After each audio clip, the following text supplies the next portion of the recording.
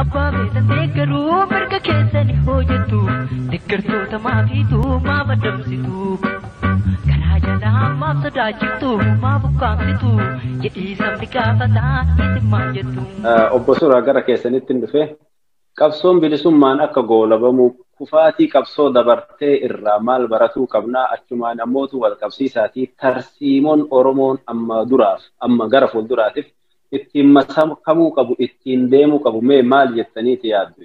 Bareeda ulfaadhu leellisa. Maal jechuudha kun tokkummaa ilaalchaa kan qabne jechuudha. Jaarmayni jabaan tokkummaa ilaalcha siyaasarraa jedhalata. Duraan dursee akka itti tartiibni haga hogganaatti deemu kun haga hojiitti deemutu qabsoo keessatti tokkummaa yaadaa waan dura aansu. Yaanni qulqullaa'aan tokkummaa yaadaa ayidooloojiidhaa yookaan ammoo kaayoodhaa dura aansaaf qabsoo tokkootiif barbaachisa. Sun akkamitti dhufa? Qabsoo keessattiin political line struggle and struggle qabsoo daandii siyaasaa keessatti godhamuun qulqullaa'aa dhufa. Qulqullaa'aa dhufee yaada mo'ataa haqaa sanirratti hundaa'etiniin jaarmayni ijaarama tokkummaa jaarmayaatti dhufa jechuudha. Tokkummaan jaarmayaa hoggana bilchaataa baasa. Maaliif? Yaanni pirinsipila irratti hundaa'ee qabsoo gabrummaa takka ummata san bilisa baasuudhaaf qabsaa'u aayinaa of danda'e qaba. Kana gara fuulduraa irratti haasa'uu dandeenya. Aayinaa of danda'e qaba. Jabina ulaagaawwan isa barbaachisu qaba. Kana keessa haga fedhe danqaraa haa jiraatu. Dimokiraasiin keessodhaa jiraachuun isaa warri selflessly qabsoo tana baateetiin bakkaan gahuuf deemu keessi isaa haala habashoonni itti oleegessan osoo hin ta'in keessi isaa akka ammareef Dr. Ismaa'il jedhe dimokiraasiin gadaallee hanqatte ammoo dimokiraasiin zamanaa ka jaarmayni zamanaa tokko gabrummaa ofirraa kaasuudhaaf baatu warri selfless ta'ee walirra du'uudhaaf deemu tokko waan of keessaa qabaachuu qabu tokko qabaachuu qaba. Santu hanqata. Kanaafuyyuu sababaan hogganni jabaan bahuu dadhabeef waan jaarmayni jabaan hanqateef jabinni jaarmayaa waan hanqateef dhugaa haalli diinallee jabina jaarmayaa kana hanqisuun isaa hin malaa ammoo pirinsipilli jaarmayaa jabaa irratti tolchan hanqina waan qabuuf yoo dhugaa dubbanne. Kana keessa ajaa'ibaan hin bahu. Kana achitti namoonni jajjaboon hawaasa keessaa dhalachuu hin danda'an. Namoonni bebbeekamoon sochima dhaabbilee akkanaa walitti qabuudhaaf qabsoo tokko walitti qabuudhaaf bahuu hin danda'an. Haga sochii isaanii san qabsaa'ota isaanitti aanu jaaranii qindeessanii marii waliitiin mul'ata nama tokkootiin osoo hin ta'in marii waliitiin yoo deemsisan jabaan namaa haxxiyyaa waa hoggunu sun yaada isaa sarkilii geegessu keessatti hammatamee yoo inni kufe kabiraa kaasee qabsoo walirraa itti fufti. Kana hanqachuutu qabsoo teenna irra caalaa waan maan shoo godhee yoo tokko kufe wanni itti fufaa hin jiru. Kanarraa hanqinni hogganni ol bu'uun jajjabaan ol bu'uun dhalate tokkoffaa 91 as 91 as kaayoo irratti boorahiinsi kaayoodhaa waan jiruuf. Kama amma booda irratti dubbiin 2018tti wanni hedduu milkaa'ee wayyaanii ariina haa jennu malee kaampiin Oromoodhaa gaafiin inni mootummaa impaayira san oppidiyoon qaama impaayira saniiti. Qaama EPRDF cunqursaa saniiti. Maal inni kaampiin Oromoo gaafii jedhee ka dhiyeesse? Gaafii tokkollee sirnaan hin dhiyeesse. Waan uummanni Oromoo waggaa 50 itti dhubate qabatee hin geenye. Yoo xiqqaate mootummaa tiraanzishinallee jedhamee qooda qabsoo waggaa 50 kuni qabdu irraan fudhanne qeerroo mootummaa san buqqise dhiiseet qaama EPRDF qaama mootummaa cunqursatti guutuudhaan barcumaa kenne. Kuni hoggana jaarmayaan ammatanii dhabuu qabsooti. Hoggana akka amma jennu san dhabuu kanarraa dhufe. Kan dhufe immoo ideological strength yookaan immoo clarity kaayoo dhabiinsarraa madde. Egaa jaarmayni jabaan kaayoo san utuu hin jirre mariin hin jirtu feelatiin hin dhageenne kanarraa madda. Kanaafuyyuu kana hagana eega jedhe gara fuulduraati maal inni tarsiimoon yookaan immoo akkaataa hanqina aga ammaa kanarraa itti milkooynu maaltu jira waan jedhuuf dhuguma gaafii nama dhibuun gaafii akkamatti ta'aniitiin miidiyaarraa haasawanii hiikanii miti waan guddaa of keessaa qaba. anuu haga tokko qofa irraa hubadhee dubbachuu danda'a waan namni tokko kophaa dubbatu miti waan marii jabaadhaan feeleritti haga amma irra geenye ka deddeebi'ee nurra mul'ate kan dhuurri isa wal fakkaatu kana qabsaa'onni Oromoodhaa irratti ta'anii haasa'uu barbaachisa. Dhugumatti irratti ta'anii haasa'uu barbaachisa. Barbaachisuma waan kanaatu hubannaan gahaan jirratti fakkaatu. Namuu zamana amma miidiyaan tole kana intellectualonni Oromoodhaa kana wajjin illee qabsaa'onni Oromoodhaa faashinni barana ta'e. Egaa qabsoo karaa nagaa kana jedhamee miidiyaan bal'ate kana namuuyyuu anaalistii qabsoo Oromoodhaa ta'uudha. Bakka qabsaa'ummaan hoggantummaan bilchinaa fi qabsoo geeggessuun waan Oromoon godhuu qabuu fi waan Oromoon ta'e yookaan akkana ta'e ibsu analyze gochuudha. Kuni dhugaa waan nama ajaa'ibaati. Mee namni marruuyyuu warra miidiyaa guddaa fayyadamuu irraa jalqabee haga warra guyyaadhaan dhalatu ka aktivistiitti edaanee sila yoo namni waa beekaa jedhan marruu haga beekumsa qabuun kama waan ta'uu qabu ka himu taate qabsoon lallaba warra waa himuutin eenyutu jirra oolcha. Ka abbaan yaada san burqisiisu waan qabsoon barbaachiftu akkitti qabsoon milkooytu jaarmaya ka jennuun san. Yoo ofii jaaramee yaada isaa qaroo kanama ittiin gorsu san warra isa fakkaatu walitti fidee alanshee qulqulleessee bulleessee qabsoo akkitti isiin geegeffamtu ofii qaamaan irraa fudhatee dirree ta'uu dhabuu danda'a. Jaaramee jechuu gaabatti. Jaarameetiin part of solution. Akka ummanni biraa akka namni biraa waan godhuu qabu lallabu sanuu miidiyaarraa. Lallabuu osoo hin ta'in beeytonnii fi hayyoonni amma ummanni Oromoo caqasu. Inumaa wanni wal jaraa horaan nama dubbatuu fi anaalistii qofa ta'e. Lafa guutee jiru taraayyuu addaanuu argachuu dadhabne anillee kunuu ammasii haasawa. Kanaafuyyuu hanqinni ture qabsoo Oromoo keessatti qulqullina kaayootti aansee jaarmayni jiraachuu dhabuudha. Yeroo ammaa kanatti anaaf qabsoon Oromoodhaa hanqinna guutuu jaarmayaa qabdi. Jaarmayaa jiran mootummaan cafaqee facaasee kaammatidhaatti galchee jira. Isaan dhugaadha miti yoo dhugaa dubbanne. Anaaf jaarmaya jechuun filmaataaf namni bobba'eetii walgahii ummataa waamee namni 100,000 itti bahu miti sun jaarmaya miti anaaf. Sun jaarmaya akka biyya weestarniidhaa raalii filmaataaf godhamu sun. Dubbiin Oromoo filmaata godhamuun ka hiikka argattuu miti akka yaada kiyyaatti. Dubbiin Oromoo gaafii isaa ta dhugaa kaasuudhaan qabsoo suni gaafatu gochuudhaan dhufa. Gaafin ammoo Oromoodhaa decolonization yookaan ammoo walamummaa jedhee waan amanuuf akka kiyyatti. Deebii dhugaadha. Sanii asitti wanni yaalamu tokkollee milkaa'uu hin danda'u. Maaliif? Uumaan gabroonfataadha. Dimokiraasii wajjin uumu amma sun saabjektii biraati walitti biraa sun isa wajjin uumuu waan hin dandeenye. Kanaafuyyuu furmaanni ani natti mul'atu tokko dhaabbileenis ta'e aktivistoonni yookaan ammoo hayyoonni Oromoodhaa hanqina kana qajeelatti gatta'anii gamaaggamuu qaban. Namuu maskootii miidiyaa qabuun waan itti fakkaate haasawaa osoo hin ta'in waluun argan bakka takkattuu waliin dhufan qabsoon Oromoo ullaa deemti. Ani jaaladhe dhiyoo kana jaaldaawni ibsaa mootummaa ce'umsaa jedhee at least akshiinii hoogganaa tokko akka jaarmayaatti mul'isuun suni waan gaariidha jedhee yoon. At least waa jechuu qaba dhaabni Oromoo tokko waa jechuu qaba. Dubbiin suniin taatii hin taatu waan biraati. At least leadership mul'isuun dirqama ture. Kanaafuyyuu suniin hin ta'u waan biraati. Istirateejii kenna yookaan galii qabsoo kennaa kararra deebisuudhaaf dhaabbilee Oromoollee haa ta'anii aktivistoonni fi intellectual Oromoodhaa maaltu nu hanqate jedhanii gattaa'uu qaban.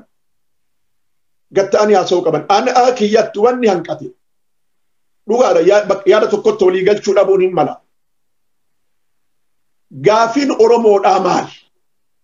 Amma namni marruu haasa'u ka waggaa 2-3 dura inumaa gaafiin bilisummaatuu hin kaane. Duraanuu Oromoon buqqaa'uudhaafuu gaafiin ka'een jiru addi bilisummaa Oromootu kana gaafatee hin beeku warri jedhaa turan amma impaayera Oromiyaan uf dandeetteetti nuuf bulchuu qabdi jedhan gaarii haa dhufani. Karaa waggaa 3-4 kana deeme kanatu akka hin baafne argaa jiran. Karaan Itoophiyaa Deemokiraasiidhaa akka hin baafne waggaa 5-6 waggaa 20 kana dura amma mul'ateetiin jira. Diina kaleessa Minilik irraa haasofnuu miti ka amma mootummaallee qabatee Oromiyaa keessatti yoo xiqqaate maandhee 500 magaalota Oromiyaa mara keessatti ijaarate raftanyaan waan nu deemuuf ummata Oromoo waan itti godhaatiin jiru argaa jirra. Gabrummaa kaleessaati miti gabrummaa haarawaan nurratti duudarra nutachaa jiru jira. Kana jalaa bayuudhaaf gaafii Oromoo sinnaan lafa kaayu akka kiyyatti gaafiin Oromoodhaa gaafii koloniiti. Impaayera dimokiraatessuun hin danda'amu. Impaayerri dimokiraatawee federaalawee illee hin beeku. Qabsoo walabummaadhaa hadhooytudha. Qabsoo walabummaadhaa waltajjii maskootii televizyiinaa fi miidiyaarra ta'anii haasa'uudhaan hin dhufu. Warri haasa'u kun rabbi beekumsi isaan kenneef gaariidha. Isaanuu yookaan jaaramanii jiruun bakamanii hoggana qabsoota nageeggessu tokko tahuu qaban malee lallabaan namni biraa akka godhu waan harka ofiitiin hin tuudhe ka biraa akka godhu lallabuudhaan ta'uu hin danda'u. Biyya keessa biyya alaatti illee.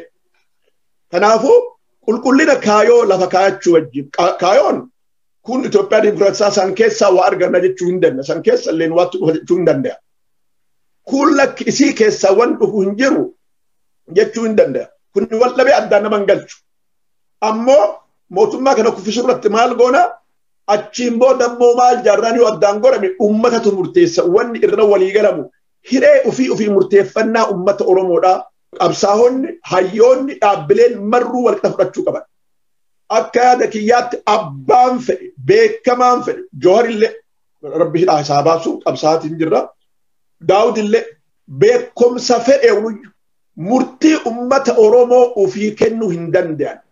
Ummanni Oromoo Itoophiyaa wajjin jiraata mootummaa isaa jiraata haala fedhe keessattu ofii murteeffachuu qaba. Sanii asitti wanni murameetiniin kophaa godhamu osoo ummanni hegeree isaa qabsoo waggaa 150 keessoo waggaa 60 ofii lafa kaa'ee kanan naataa jedhee gabrummaa yookaan bilisummaa jedhee oo federaalizimii yookaan walabummaa jedhee osoo murteessin yaanni qaxxaamuraan deemamu kufaatii akkanaatti nu gahe. Kanaafuu xiyyeeffannaan keenya istiraatiijikaalii ummata keenya haga dandeenyeen harqoota gabrummaa jalaa baafnee akka inni hiree isaa murteeffatu fi destinii isaa murteeffatu gochiisudha. Kanaaf qabsoon siyaasaa akka karaa nagayaa akka karaa hidhannoo deemuu danda'a. Kana gochuuf jaarmaya jabaa barbaachisa. Tokkoo miti tokko gabar gochuu dhabuu hin malu. Gaafiin bilbiltuun yeroo ammaa kan yeroo biraa irratti deebi'eetiin haasa'uu danda'u gaafii jaarmayaati. Yeroo ammaa kana obboleeyyan kiyya waan hubadhu tokko akka kiyyatti waan ani hubadhu tokko yoo dubbadhe waggaa 4-5 tare kana eega dhaabbileen Oromoodhaa hanqatan jennee sochiin karaa nagayaa kuni ka'e kanaa as jaarmaya barbaachisa ergaan jettu hayyoota tokkorrallee hin dubbatamu. Akka itti jaarmaya jabeessanillee homa takka hin himamu anaalistoonni kennalin himan. Jaarmaya qabsoma akkanaatiif milkeessuudhaaf barbaachisummaan jaarmayaatu himamu. Inumaayyuu hin barbaachisutu himamaatiin jira. Waan nama ajaa'ibaati garagalchaa qabsoo Oromoo hin barbaachisu lallabamaa jira. Jaarmee tokko illee kabiraa yoo moggaadhaan jaaramu akkuma aadaa ofii san abaaruutu mul'ata. Kanaafuyyuu akka hubannaa akka suraatitti dhugaan ani argaa jiru muuxannoo haga ammaa umrii keessa dabarseen Oromoon hin jaaramne jaarmaya siyaasatti hin jaaramne jaarmaya hawaasatti ummataatti hin jaaramne. Kanaafuyyuu ummanni baheeti wareegama kafalu kararratti bahee wareega kafalu ka dubartii kabee wareega kafalu kun irra caalaa akka jaarmaya siyaasaatti adda bilisummaa Oromootti haa ta'u kafaa'ootti haa ta'u jaarmaya haarawallee haa ta'u amma dhaabbilee lamaan kanatu Oromoo guutuu waliin gaaniitiin sochoosan jedheen amanu'an hin dhaqqaban sababaa hedduun jaarmanni haarawallee haga danda'een kaayoo Oromoodhaa gaafii kolonii ta'uu isaa ibsee galiin isaa mootummaa of danda'e. Wanni warra saawuzii wajjin goonu gaafa hiree kenna murteeffanneen booda dhufa. Federaalaan namni baraadullee achiin booda dhufa. Amma mootummaa kana cabsaniitiniin Oromoon mataa ol qabattee namarraa kadhachuu osoo hin ta'in ka ofii namaa qooddu uumamuun dirqama. Kun ammoo karaa dheeraa barbaachisa. osomotummaan kunillee amma kufelle deebineetiin ammallee akkuma 2018 taanee qabuudhaaf deema. Kanaaf Daawud atileet Daawud hagas jechuun isaa sun akti gochuu wannan jedheef kana. Kanaafuu jaarmaya akka biraa barbaachisaadha. Yaamana istiraateejiin ittiin milkoofnu kana achitti haala danda'e malaan diinni nutti as deemaa jiru akka reef dubbadde. Ka wayita Minilikiin caala akka Minilik already establish katee mootummaan Abiyyi ni jira. Wayita Minilik caalaa nu keessa qubatee magaalaa mara ka yoo tuuyxan isintu badanuun jedhu akka acaaluun du'een mootummaan humna security qopheeffateetiin Shaashamanni irraa ka'ee Arsii Baaleen kana mara keessatti haga Agaarfaatti humna ofii bobbaaseen warra qubataa Amaaraa akka gosa biraa fixee Oromoo irratti bobbaa godheen waan inni godhaa jiru ka agarra. Purposely warra qubataa san jiraachisuudhaaf.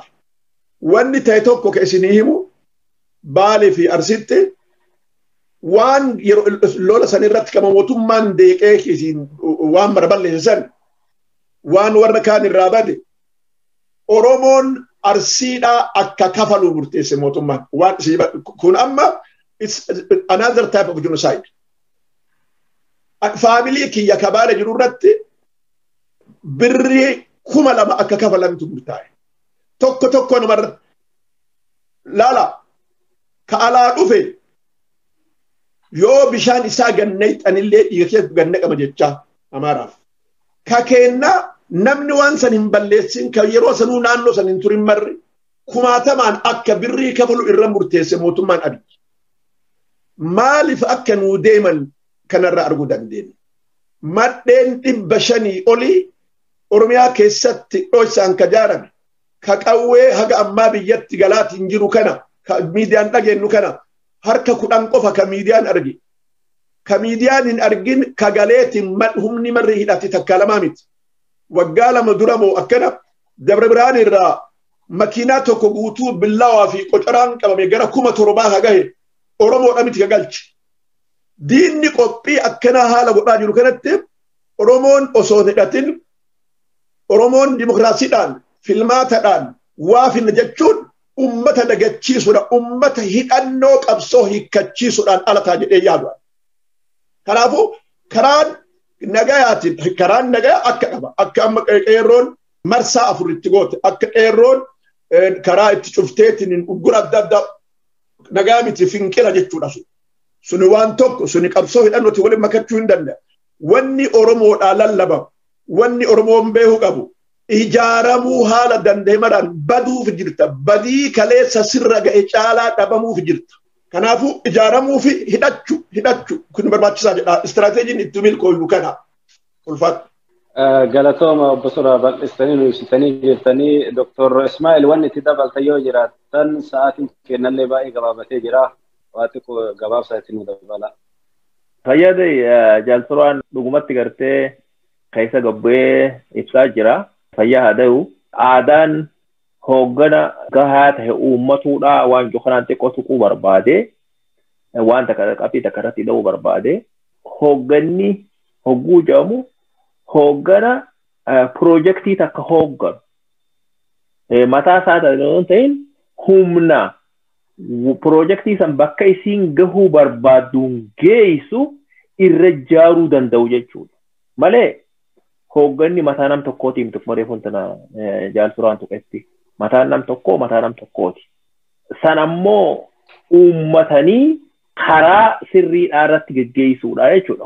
Tiima piroojeektii silaa barbaachisu tokko bilisummaa barbaannaa'ee lola geggeessuu barbaannaa'ee lola saniif maaltu na barbaachisa waan jedhamu istiraateejii lafa kaa'ee sanirratti humna jaaruu danda'uutu hooggana jaamaa jechuudha.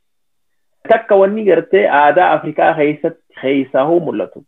Humna ifirtummaadhaa wanni uumaarraa takka aadaan fokkattuun taniin keessaa uummata keenya keessatti yeroo qabsoo dheertuu tana keessatti kaniin arge faranjiin kalti jettiini keenyatti dargaa waan jedhamu wal fakkaata. Dargaa uummata hoogganni tokko. Inni sirbanii fi dhaaduu adda addaa lafa kaayanii fi deen namni kun bakkitoo san isa malee rabbii gaditti isumaa jira ifiin jaa jechuudha. Tanaaf hoogganni tokko yooni ummata hoogganu dhagaye rakkina uumamerraa yoo barate yooni sirna jara Tigree kana keessatti wani dhageenya geesse mootummaa PDRF keessa wani dhageenya takka gamaggamu waan jansan if qoratuu danda'e namni illee yoo isa qorate gaafa duraa gaafa waraana turre san abbaa salii tokko salii bobbaasee gugale bobbaasan ta'aniiti qoratan bobbaan tun ni milkooyte akkamiin milkooyte milkii san warri biraa akka irraa dabarsutu irraa baratuu fi dhaadanii himanii jechuudha. Yommuu kufaatiin dhufte san ammoo maaliif kufe jaameeti itti gaafatama fudhata jechuudha. Abbaan saliidhaaf salii hin bobba'e takka muraasaan bobba'e. Tanaaf jecha gartee kaltii uumuun sun waan san nama dhoorkiti. Yooni abalu hooggana tokko nama gartee takka bahee miidiyaa irratti fi waan adda addaa dudubbatee maal godhee maal jee oguutini namni kun jechi inni jee takka ammoo wanni inni godhe kun sirrii miti jettee ati yoo dubbatte right away hawaasni reject godhaa jechuudha. Maali si sumarratti badii deebisa. Sun maali kaltii uumuu san irraa dhufti jechuudha. Sirna kaltii uumuudhaa san hanga danda'utti ummanni keenya irraa if qosatu danda'uudha qaba. Sawwaniin ammallee irra deebee sirna gadaadhaa waniin gartee underline godhuu barbaadeef ulaagaa qaba. Ulaagaatti nama gaarii dalage hooggana gaarii dalage abbaa gadaa tahee abbaa duulaa tahee sirna san keessatti gadaa san keessa ka gaarii dalage gaarummaa isaatiin dhaadan malee seenaa keessa kaayan malee aangoochiniisaniif jechuudha. Aangoo jabeenya fedha qabaatu waa dhiisu gadaan isaan dhumnaan dhumte achitti raawwataa jechuudha. Kanaaf kaltiin uumuun sun sirna gadaa keessaa bahuudhaan agarsiisa. Hoogganaa hedduu dhaaduun karaa dikteetar uumuutti nama oofaa jira. Sirna qabsoodhaa yeroo qabsoodhaa saniin jiruuti keessa dabre kana keessatti waniin irraa harkirraa takka wanni kun dhiiroo uummatuma keenya qofa keessa jirti moo uummattoota biraa keessaas ni jirti jechuun achi gargar ilaalu. Afrikaa guutuu keessatti guddoodha. Ammoo uummata keenya keessatti akka ajaa'ibaatti biqiltee jirti. Kaltii uumuu san dargaa hoogganaaf tahuu dhabuun hoogganni dalagaa isaati dalage. Dalagaa akka hoogganaatti gama rabbiitti illee ta'e gama uummataatti illee ta'uu dandeettii isaatiin ta'e waan kennameef san geggeesse malee waan addatti ilaalamee aangoon hin jirre kennamuuf hin qabu jechuudha. Qeeqamuu qaba. Sirreeffamuu qaba akka bakkatti badiin dhuftetti mohannaan argamtuu sammuu mohannaan sun seenaa keessa akka dabamtii fi hoogganatti aanuuf akka raabaatti dabartii malee hooggana aangoo dheerisuuf hin taatu jechuudha. Kanaaf waan kana uummanni keenya akka fuula dura keenya keessatti irraa if qusatu waan jiru dabarsuu barbaadu akka kanatti fayyada hangarmaa darguu barbaadu. Galatoomaa Dr. Ismail mee mallee gaafii takka asumaan isiniif dabala. Qabsoon karaa nagaa hanga takka milkaa'ee jira jedhanii yeroo hedduun kaafnaa fakkeenyaaf waan akka uummanni gabayaa itti gurguratuu diduudha. Waajjiraalee kamuu itti fayyadamuu diduu waan akka gibira mootummaadhaaf kaffaluu diduu waan akkanaa kana ittiin oodu mootummaa waan qabu dhoorgatuun haga takka karaa dhiibbaa irratti godhuun ni danda'ama. Karaaleen qabsoon nagaa ittiin gaggeessan fakkeenyaaf qabsoo hidhannu maleeyyii akka isin jettanii san uummanni gabbayee harka duwwaa an nagaa barbaadaa jedhee mallattoo nagaa qabatee yeroo mootummaa irratti mormii adda addaa dhageessisu ni jira. Karaa nagayaatiin qabsoo kana gaggeessuun gara fuulduraatti Oromoo tasuma hin fayyada jettanii yaaddu Ismaa'eel. Qabsoon fayyaday gaafii bareedduudha. Akkuma harree kun tana jetti ani qabsoon godhamtu akka illee nagayaa miti. Nagaan qabdu maaliif wareegama barbaaddi wanni wareegama barbaada nagayaa miti. Mootummaa biyyatee gabroonfatee koloniidhaan harkaasi qabu kasi balleessee jiraatu barbaadu sirni koloniidhaa guutakka illee ummata gabroonfate ummata koloneeffate san humnaan tooftaan irra jiraatu barbaada. If jala bulchee jiraatu barbaada. Walqixxummaan koloneeffataa wajjin gabraa fi abbaa gabraa jidduutti walqixxummaan hin jiraatu. Kanaaf jecha gartee waan hin malleedhaa jechuudha. Waan hin mallee barbaadaa jira. Kanaaf qabsoon godhamtu karaa hundaan godhamtu addunyaa hunda keessatti illee godhanii jiran uummanni karaa nagayaatiin jechuun qabsoo qawwee malee godhan kaayoo isiirraa osoo hin mayne amma fakkeenya warri qabsoo nagayaa jedhanii dubbatan keessaa takka amma biyya Hindii fa'aa keessa godhamte Gaandiin fa'aan godhan sunis qabsoon kaayoo deemaniif sanirraa osoo hin mayne qawwee malee dina waan inni sirraa barbaadu son dhoorkatu jechuudha. Hogguu ati waan inni sirraa barbaadu dhoorkatte diinni gabroonfataan humnaan si dhufa. Humna san ammoo waan firraa dhoorkituun qabaatu qabdaa jechuudha. Ka jalaa baqatuun illee maan taane waan xiqqoo harka qabduun illee maan taane malatti firraa dhoorkitu san qabaatuudha qabdaa jechuudha. Har'a keessatti addunyaan qawwee xixiqqoo harkatti namni baatee deemuu miti. Xayyaara namaan malee deemee nama dhoofu hunda qaba. Meeshaan qawweedhaa kan gartee karaa adda addaatiin akka bara duritti fardaan burraayinee habaleedhaan lollee maal goonee kana wajjin wal dorgomuu hin dandeenye. Kanaaf jecha gartee ummanni keenyaas waan isa barbaachisu san firraa dhoorkuudhaaf qabaatuudha qaba. Achi deebinee fardaa fi habaleedhaan morkina jechuudhaa miti. Waan diina kee hasi gabroonfatuu barbaadu haa irree isaatiin if jala si bulchuu barbaadu ifirraa dhoorkutuun tokko qabaatu qabda. Har'a biyya teenya keessatti amma torbaan lameen dabare kana keessatti itti aanaan ministeera muummicha ministeeraa ka duratti kaa'eeti warra abashootaati hidhadhaa ja'an hidhadhaati biyya teessan eeggadhaa miti hidhadhaati Oromoo gabroonfadhaa uummata biraa gabroonfadhaa jechuudha maanaan siidhaa gabrummaa teessan gajjabeessaa jechuudha maanaan siidhaa. Irra guddoon qabsoo biyya Itoophiyaa jedhamtuun impaayera san keessa godhamtu hundeen siidhaa Oromiyaa keessa. Oromiyaa hacabseetu uummata biraa cabsuu danda'a jechuudhatti amananii jechuudha. Dhuguma akkasi dura Oromiyaatu cabee deen uummattoota biraa cabsan seenaa keessatti sanumaa jira. Kanaaf jecha uummanni kun istiraatejii san irratti hirkatee bobbahaa jira. Kanaaf uummanni sirni gabroonfataan Itoophiyaadhaa koloneeffataan uummata Oromoodhaa hogguu gabroonfatu. Humnaan gabroonfatee humnuma fakkaataan irraa ka'u qaba. Malee waan gartee karaa biraatiin yoo deddeebi'ee mirkaa'uu hin dandeenyu jechuudha. Maaliif akka isaan itti beekaniitu akkas sirni gabroonfataadhaa sirni koloniidhaa addunyaa hunda keessattuu akkitti ka'e qabsoo karaa adda addaa diina kana hokkee qabu. Waan qabdu dhoorkatu yoo inni humnaan si dhufe humna isaarraa deebisuu danda'u. San hunda qophaa'uu namarra jira jechuudha. Malee karaa tokko qofatti wanni jedhamu jiru. Ma fakkeenyaaf har'aan jiini sooressi jaarraa abbaa gadaa kan wanni jechaa ture sana. Namni isarraa qawweedhaan diina firraa kaasutti amanu hin turre. Hara lachuu akka godhamuu qabu dhaamaadhaa ture. Maaliif warri Oromoon ifirratti hirkattee loluu qabdi. Haayoo ifirratti hirkannoo karaa haaraya addunyaa irratti hojiirra oolin warri falaasama waan saniitiif abbaa ta'e tokko isa ba'a. Kanaaf jecha Oromoon karaa hidhannoottis yaada jabaa kaa'atu qabdi. Wanni takka mootan dogoggoruu hin qabne. Saniin akka mooxannoo mataa hiyyaarraa saniin namatti himuu barbaadu. Yogguu hidhannoo jedhan uummanni keenya maal jedhan yaada? Akka waan gartee nuti har'aan tana kaaneetuma qawwee markabaan feenee finnee achi ganneynee uummata keenya kumaatama hidhachiifnee ifirraa waan dhorkuun tokko nama fakkaata miti. Maaliif mataa kiyyaafan qabsoo hidhannoo irratti ogguun qooda fudhadhu gaafaan qaba bakka san seenu qawwee takka jala nama 30 hin deemna. Qawwee takka jala nama 10 hin deemna. 15 20 hin deemna. Yoo namni sun irraa du'e inni fudhanna jenna jechuudha. Yoo namni sun nama diina jeese diinarraa hiikkanna jenne maaliif sooressi jaarraa abbaa gadaa waliin nu jechaa ture qawwee takkaanii ni bitanna akka diinarraa hiikkanna takka ammoo ni tolfanna jechuudha. Jechi isaa suni irraa hiikkanna guujuu nama 30 nama 10 15 nama qawwee takka jala deemaa turre halkan hiriira gallee deemna muka harka qabannee yaana qawwee hidhanna diinarraa hiikkanna.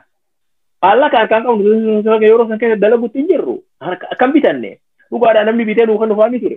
Namni fidee nutti hin dhufaa ture bitatee nama akkasii zaataanii hin beekaa jechuudha. Nama har'allee lubbuu hin jiru. Qawwee maallaqa fiitiin bitatee dhufee nutti dhaama. Yeroo qawwee takka jala nama 10 15 20 yaadhaa osoo baatii hangayin keessatti jechi sun dhugaa tahee qawween nu hasilaa qawwee harkaan qabeessan hunda wal geessee qawwee goda jabeessoo eegallee jechuudha. Goda jabeessoo eegalle. Kanaaf tan duraati wanni takka tan irratti murteessuu qabdu. Lolaan deemaa jiru gabroonfatarra deemaa jiru ani lolaaniin firraa deebisaa jettee ogguu mataa keetirra murteessite qawwee harka qabaatuun fedhan jiru jechuudha. Qawween sun tarma inni sittiin dhufu san fa'aatteeti. Qawwee san fa'a akkamittiin irraa hiikkadhaa mala dhaawutu irra jira jechuudha. Kanaaf waan hojiin agarre takka waan taatee jecha Oromoon hidhatu qabdi ogguu jennu namni humaan irraan sana qawwee harkaa qabaatuun qabu. Qawwee na barbaachisa qawwee isa hidhadheetiin ifirraa diina qawwee hidhatee nattiin deemee haqa yana saamuu deemu ifirraa hin dhoorkamu jettu namni tokko mana kee dhufee mana kee saammatuu deeme waan biraa dhabde ulaa firraa tichi qabdeeti qocoraa qabattee isa dhooytee lafaan firraa dhooytee qawwee hin harkaa gosa harkaa mudhatu akkasii yaaduu sirra jira jechuudha maaliif namni kun haqa keeti mana keessa saamuu dhufu jira haqa keeti irra buulaltu lola feetee loltoota lola uumaan as loluu qabdu akka waan ta'e jecha mataa keeti irratti hidhannee loluu qabdu dura matuma kee hidhachiiftaa jechuudha mataa kiyyaan ani kun lola saniifis qophee ta'uu ifitti himuudha jechuudha kanaaf hojiin harkee wanti suni ummanni Oromoodha akkasitti itti amanoo qabata duraatii malee qawween kumaan lakkaa'amtu markabaan fe'amtee takka makiinaan fe'amtee isa keessa dhufuudhaanii miti kan hidhannoo jechuun ma'anaan siidhaaf hidhannoodhaan mataa keetiin ummanni keenya ifirra murteessu qeeroon nagoma qofa lolaa wanni jedhamu sun dogoggoratti fudhatuun qabu harkaan ka'ee diinaa karaa makiinaatti cufaa'ee yoo karaa makiinaatti cufte koloneeffatoonni qubattoonni koloneeffataarraa lakkaa'amu ganda keessa jira bakka ati karaatti cuftu beeka nama tokkootu nama 50 dhaqee karaatti dhagaa guuraa jiru dhaqee rasaasaan isaan hunda lafaan ga'uu danda'a takka isaan keessa nama hedduu gatuu danda'a nama jajjabaa hooggana isin keessa jiru isin keessa ajjeesuu danda'a kanaaf akkamitti namicha qawwee hidhatee ganda keenya keessatti ollaa kiyya qubatu nama miliyoona kurnan dhihaatuutu xanyoonni biyya teenya qubata warri yaada nafxanyaatti amanu isaan keessaa jechuun amaaronni qubatanii isaan keessaa warri hedduun warra nafxanyooti amananii itti reddu keessaa warri Oromiyaa keessa qubatan kanaaf jecha waan kana oguu qabsoo nagaa jennee sossoonuuf nagaa duuba lolaa jiraas beekuun barbaachisaadha jechuudha kanaaf itti qophaa'uun barbaachisaadha waan jiru qaba irratti keessaa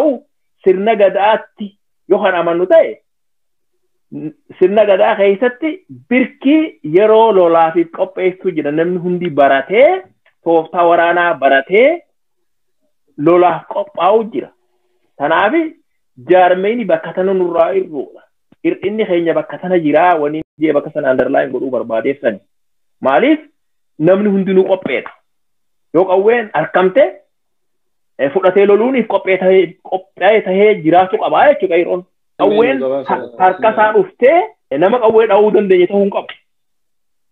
Kanaaf lola sanillee qopheessuu qabaa jechuun raawwaa jechuudha. Galatoomaa Dr. Ismail mee obbo Suuraa gaafii isaanii dhiyeesse kana irratti wanti itti dabalta yoo jiraate gabaabsati yeroon keessanillee nurraa dheerateera nurraa deemaa jira. Qabsoon karaa nagaa non-violence struggle kan jedhamu kun akkuma Dr. Ismail jedhe ummata Oromootu ummata qabsaa'utu qawweedhaan mootummaa dhahuu dhabuu isaatiin yookaan qawweedhaan falmateetiin deemuu dhabuu isaattu karaa nagayaa jedhame malee mootummaan karaa nagayaatiin himti kageegessaatiin jiru waggaa 5 dabrellee amma waggaa 2 akka mootummaan nafxanyaan Abiyyi Sulxaanar jirullee karaa nagayaa jedhan waan karaa ummataatiin jiru himna malee mootummaan lola labseetiin ummata Oromoo irratti geegessaatiin jiru. Wel karaan nagayaa kun akka gabbisa qabsoo Oromoo fakka idannoo tokkotti ilaalama. Ammoo istirateejikaalii ka qabsoon Oromoo gaafii isii guutuudhaan itti deeffattu ta'uu hin danda'u. Abadan ta'uu hin danda'u. Sababaan inni hin taaneef illee barbaachisamaadha. Qabsoon Oromoodhaa koombineeshinii yookaan makaa qabsoo hidhannootii fi finqila ummataa yookaan ammoo ka amma jennu kanaan milkootti jedhee yaada akka argaa kiyyaatti makaa isaatiin wanni karaa nagayaatiin mootummaa gabroonfataa kophaa karaa nagayaatiin ofirraa buusuun hin danda'amu. Kanaafuyyuu abaarru milkiitti arganne yoo dhugaa dubbanne qajeelatti inumaa galata galchuu fi faarsuu qabna dhugaa isii dubbachuu qabna.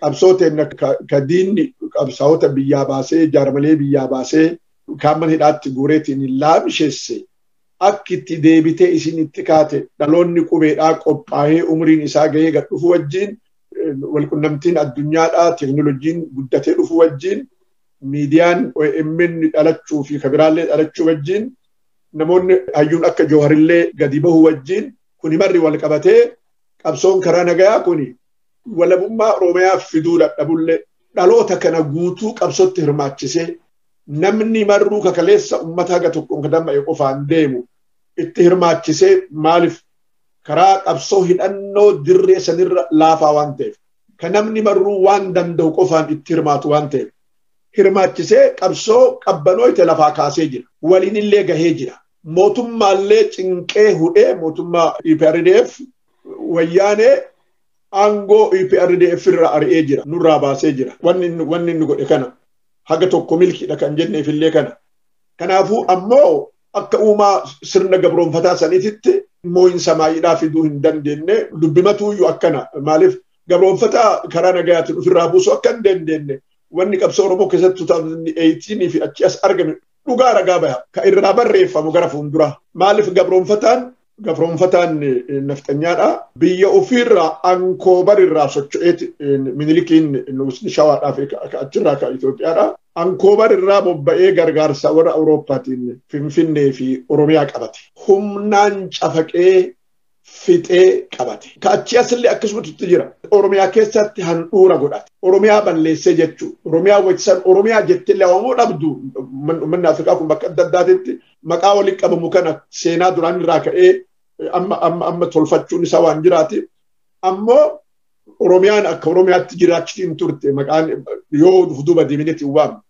handhuura isiirratti ufutubeeti Empire Ethiopia handhuura Oromiyaa irratti utome jechuu Ankoobar irratti isaa handhuura Oromiyaa irratti Oromiyaa jireenya isii dhabamsiisee eenyummaa fi bilisummaa uummata sanii haqee lafarraa buqqisee gabroomsetiin ufutube isaa ufutube kana jireenyi isaatu amma Finfinneedha handhuurri isaa ka irraa ka'eetiin dhufe biyya ollaa ta'ullee Oromiyaa achi ta'ullee ka dhufee sirratti si dhabamsiisee vaakiyuumii godhee achirraa bakka ofiitti utube kana handhuura inni qabate kana karaa nagayaatiin duraan kaaf abadan siin dhiisu mootummaan gabroonfataa kan ta'in diktaatara akka bakka biraa jiraatu amma Ijiptiin akkitti Mubaarak yoo agartan biyya tokko ummanni sun ummata tokko waraanni sun haga fedheeyyuu dargaggoota Ijipti san haa falmullee biyya tokko beeytuu wal danda'a namni biyya tokko ta'e namni waliin biyya san qabu alaabaa san biyya san waliin hin qaba jedhu cunqursaa fi cunqurfamaa ta'ullee wati jijjiirran tokko dhufu citizen biyyaati namuu lammii biyyaati walii yaada akka gabroonfataati fi gabraatitti miti ka wallaan kenna kuni hadhaa isaa hadhaa abiyyi deemuun hadhaa nafxanyaan deemu yoo agartan waan sirraa qabate san akka ati harkarraa hin deeffanneef dhooysaa fi ifaan lafarraa si dhibabsiisa akkasii gabroonfataan ammoo kaabashaadhaa kun ammoo uumaa isaa ka agarra ka bakka itti galullee itti mul'anne kanaaf nurratti dhuma kanaaf isaa akkanaa kana Dimokiraasiilleen akka jaarraa bagaa dubbate abadan habashaan beektu. Afrikaa keessattuu gaafii kolonii dhiisitii gaafii dimokiraasiitu iyyuu biyyi exersaayisii godhaa jirtu. Biyyummaan takkatti gabrummaan keessa hin jirreeyyuu diktaatara ofirraa buuftee dimokiraasii qabachuun biyya lamaa sadii hanga Afrikaa keessatti akka Gaanaa bakka adda addaatti dhugaadha miti.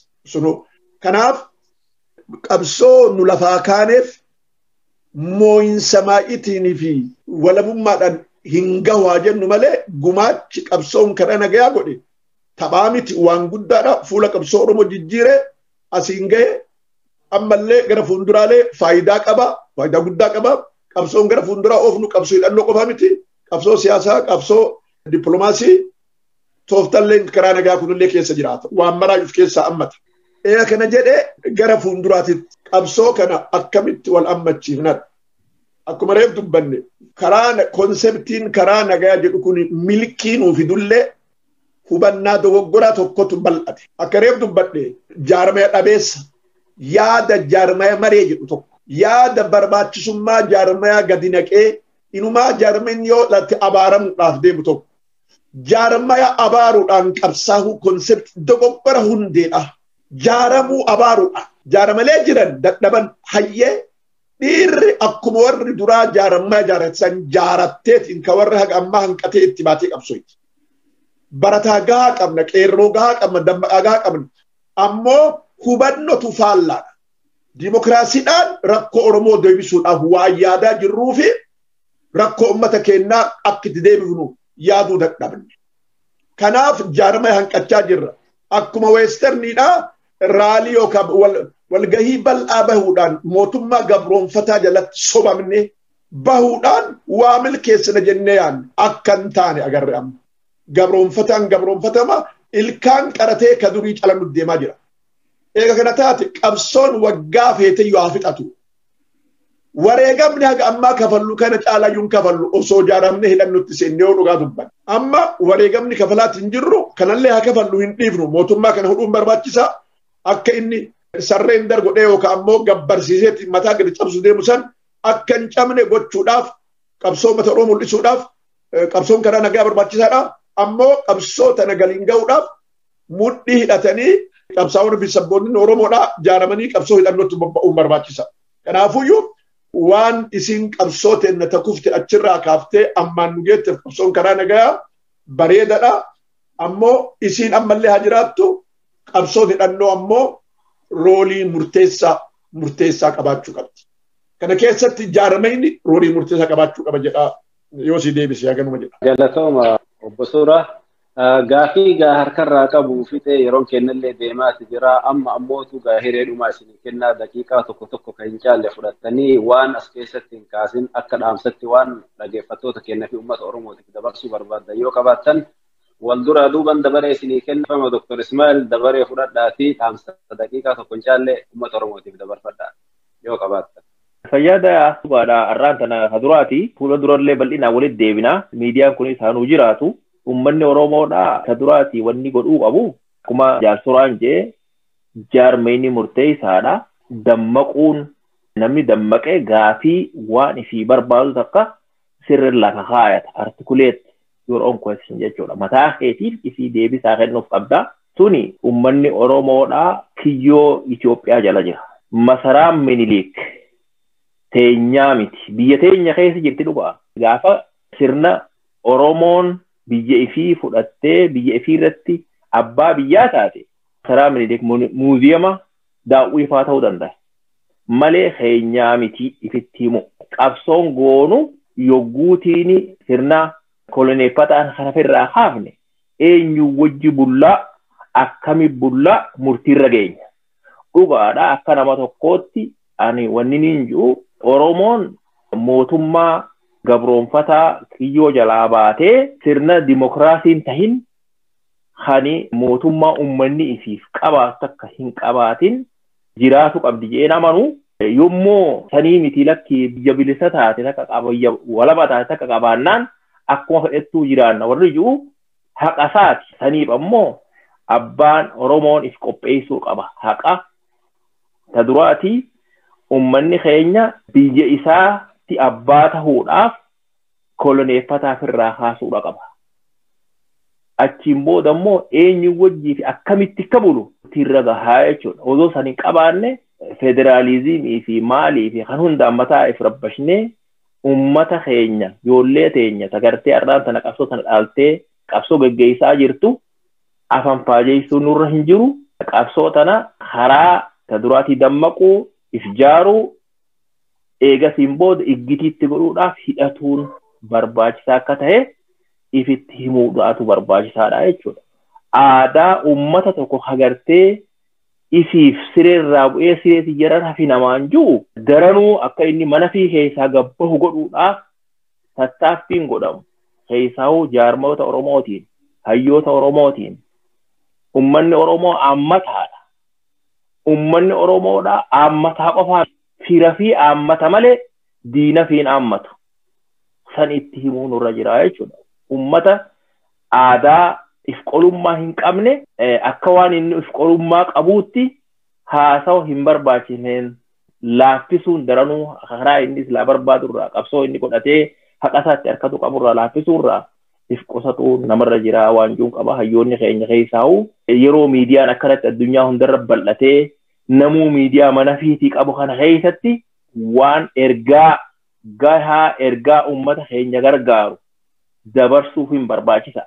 Waan diinni nu godhaa bahe ifirra godhuu nurra jiru jechuudha. Diinni wani nu godhaa bahe ummata Oromoo surrii hiikkachiise waan inni harkaa qabu hunda irraa hiikee jechuudha.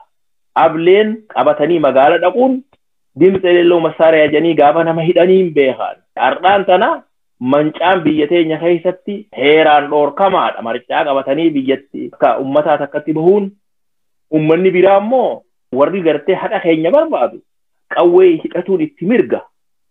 aadaa godhatanii jechuudha. Ummata keenya aadaa waan diinirra godhaa bahe takka aadaa godhuufin sirrii miti. Hiikkachiisuun ummata keenya aadaa diinii nurratti godhaa bahe. Maaliif nama gabroonfatu tokko akka inni waan ifiin itti soka qabaatu itti dhiisuun namarra hin jiraatu. Kanaaf diinni kun godhaa bahe.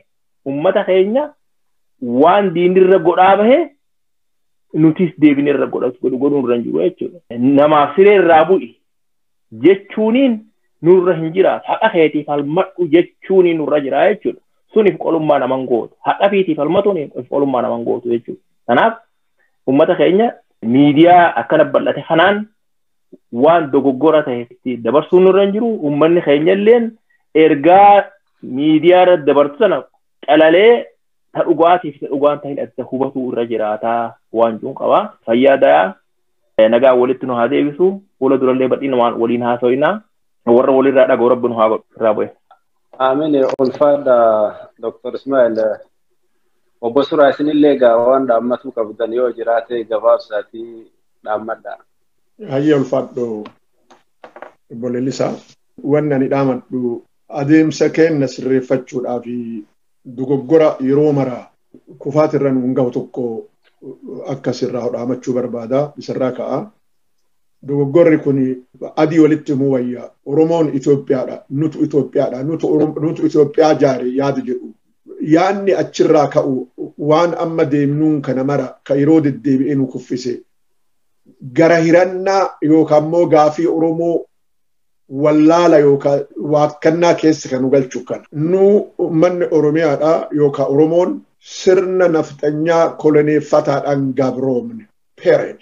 Eega nu koloneeffate booda eega Tuulamaa fi Maccaan koloneeffate booda warra booji'e giddiidhaan dirqasiisee calii calanqootii fi Arsii irratti bobbaasuun warri bobba'e sun Itoophiyaa warri keenya ka Oromoodhaa ka diinni dirqee bobbaase sun akka waan Itoophiyaa ofiin jaaretti ofi machuun qaba. Xaaliyaan Adawaa irratti jeneraaltonni hedduun isaanii kan mirga guddaa argamsiisan Oromoodha. Achirratti mirga guddaa argamsiisuu isaaniitiif Itoophiyaa wajjin jaaree Itoophiyaan ta nafxanyaa yeroo hedduu deddeebi'amee waan dogoggora tokko jedhama.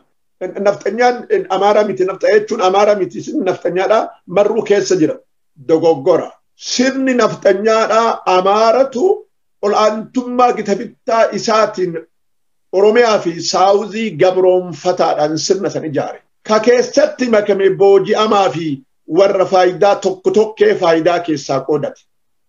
Oromoon qaama sirna nafxanyaa sanii miti. Sirni nafxanyaa abbaa qaba. Sirni wayyaanee abbaa qaba. OPDO fi Saawuziin itti hidhamullee abbaan sirna sanii wayyaaneedha. Ka zamana wayyaanee. Abbaan sirna nafxanyaa ka Minilik irraa ka'ee haga 1974 haguma dargii kufaatitti illee ka itti aanu nafxanyaadha. Qabeenyi ikonoomii lafti jiru marri magaalaan jiru marri ka itti fayyadame ka aadaa fi jireenya Oromoodhaa cabse ka eenyummaa Oromoo dhabsise isa kun ka isatti makame Oromootti lakkaa'ina warra jireenyaaf itti makame sirni itti make.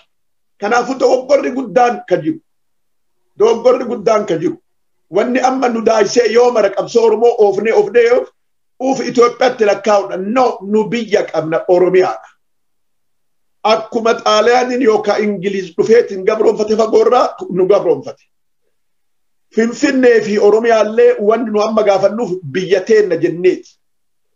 Jechaa fi gaafii dhugaa kana qulqulleessee lafa haa kennu. Warri maal nuun jedhaa jira lakki biyya teessanii miti. Nu isin hin gabroonfanne. Waliin qabna inumaa isin bakke biraatii dhuftan gaafin adiin kana kan deemaa jiru. Waan aga wayyaaneetiin kijibaanuu wayyaaniin maallaqa guurachuudhaaf federaalizimii jettee haa taatu goote sanuu waakkachuudhaan san qofaa miti. Mareet laraashuu dargiin lafa sirni koloneeffataadhaaf warra nafxanyaa Amaaraatiif qoode san dargiin lafti qotee bultaataaf gaafii Oromoon baalirraa kaaftee jetteef san deebisuudhaaf godhe. Sandeeffachuudhaaf socho'aatiin jira. Waa wayyaaneen federaalizimii wayyaaneen jette san qofa diigu qofaaf miti. Lafa dargiin warasee qotee bulaaf jedhee fudhate san mara deeffachuudhaaf lafa kenna jedhan. Yeroo hedduu Oromoon ammataadha jedha Oromoon kenna. dhuguma rabbii Oromoon daangaa malee paasifisti daangaa malee qabbanaayawaa fi ligidaa'insa guddatu hawaasa keenya keessa mul'ata. Galii siyaasadhaa intarastii Oromoodhaa uraniitiin laaluu dhabu. Maal deebisa warri naftanyaadhaa deemaasi jedhe maal ammataa nuun jettan maal isin maal taataniitiin nu isin ammataa nu taatan teenna jedhan boqqojjiin teenna dodola keenna harar keenna maal isin ammatan eenyutu abbaa isin godhee isin nu ammattan jedhe akkanatti yaadu. Isaanii akkanatti yaadu kana nu Itoophiyaan hojjaare jedhu sun absolutely yaada dogoggoraa yaada qabsoo Oromoodhaa hidhannoo sammuutii fi tamudhiidhallee laaffisee kana nu ummata koloneeffame nu ummata biyya teenna deebisee barbaadu argan yoo jiraate walabummaa keenya argannee yoo seera fi heera ummata keenyaa kabaju ni jiraata kan jiraanne gara ofii fedhe deema. Kaayoo keenya kanarratti haa xiyyeeffannu waan jidduu kanatti shasharafaan humna Oromoodhaa facaasarraa haa gorru waan haala ammaa kanarratti waan jedhu waan dhaan qabu haala ammaa mootummaa leejitimeesii dhabe akka dhageenyotti miidiyaa fi sooshaal miidiyaan illee qabbanaahee jira yeroo ammaa kana maaliif jennaan jaanjahiinsa ololli yookaan siyaasan mootummaa irratti godhamaatiin ture akka ittiin uf dhiyeessetu xiqqoo fi deebisa hamaa ofirraa kenne kana jechuun maalinni akka kollaapsi ta'e akka fudhatama hin qabne waan beeku mootummaan itti qophaa'ee waan mara hin jirraa Isaayyaas hin fidee bakka adda addaatti waa eebbisuudhaan bakka adda addaatti miidiyaan jireenya isaa akka ibsu godhe.